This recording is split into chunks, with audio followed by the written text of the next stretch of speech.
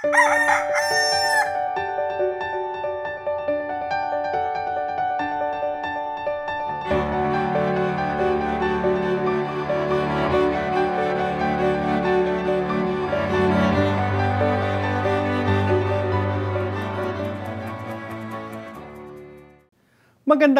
araw mga kapamilya. Magkapit pandasal muna po tayo. Ito po si Father Nono.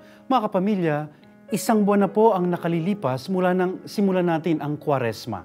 Noong nakarang buwan po ay tinanggap natin ang abo sa ating mga noo. Naririyan pa ba ang mga abo sa inyong mga noo? Sana'y nanatili sa atin ang malalim na kahulugan ng abong krus na iginuhit sa ating mga noo. Sabay ng mga salitang mula sa abo, ikaw ay babalik sa abo. Lalo na po sa panahon ngayon na kaliwat kanan ang mga nagaganap na karahasan, digmaan, patayan. Yan ang sagisag ng abo. Napakarupok ng buhay. Nakatatakot mabuhay dahil sa isang iglap, maaaring mawala sa iyong buhay. Maaari kang daklutin ni kamatayan. Pero yan ang katotohanan kahit masakit tanggapin. Napakarupok ng buhay natin. Yan ang sinasagisag ng abo. Pero, dapat nga ba tayong matakot, manghilakbot, manlumo sa harap ni kamatayan? Hindi.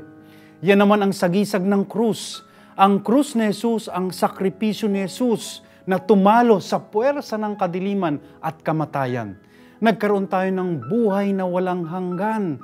Kaya't ani po ni San Pablo, nawala ng pangil, ng kagat si kamatayan. Sa pamamagitan ng krus ni Jesus, laging may pag-asa, may liwanag, may buhay sa gitna ng laganap na kadiliman sa sandaigdigan. Amen.